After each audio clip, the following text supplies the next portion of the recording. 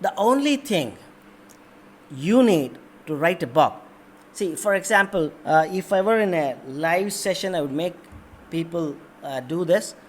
I would ask people to ask their three pieces of advice on topics such as money, for example, or career, or business, or relationships, and our health and life. And if you ask these questions to people around you, I bet they will all give you different answers, not the same answers.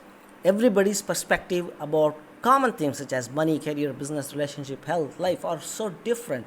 If common things that everybody needs, the advice is so different, imagine about your core ikigai. It's not going to be the same with anyone else. That's because even if the core is the same, your experiences associated with that core competency that you have, the context, the insights that you have, the perspectives that you have gained, the learnings that you have gained, your wisdom is so different from anybody else. So what exactly do you need? The one thing that you need to write your book is, number one, you need a message. And of course, you also need to overcome a set of the common objections people have to write a book. Let me also address those things. Number one, people say to me, Ram, I'm not a great person to write a book.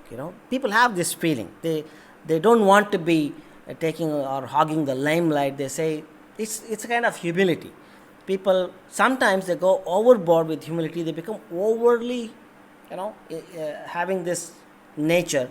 Having humility is good, but that should not cause you to not shine or not become useful to others. I would say, are you a good person? That's enough. If you are good, it's enough. You don't have to be great to write a book. Good is good enough. Some people also say, Ram, I don't know as much to write a book. I would say, can you give three pieces of advice? We just did that.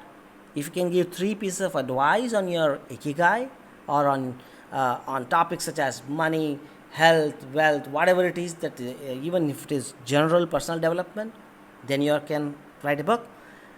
Some people also say, especially where English is not the native language or the first language, people also say, help, Ram, my English is not my first language.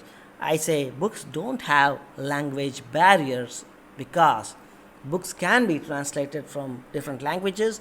Books are read across borders. Books don't have borders or countries or languages as as a limiting factor.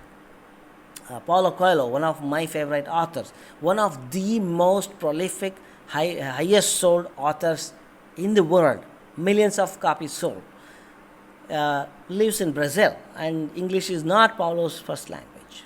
There are so many books around the world which have sold millions of copies, which are started in non-English.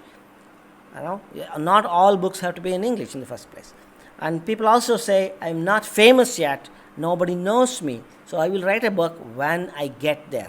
What I would say is the world has changed today.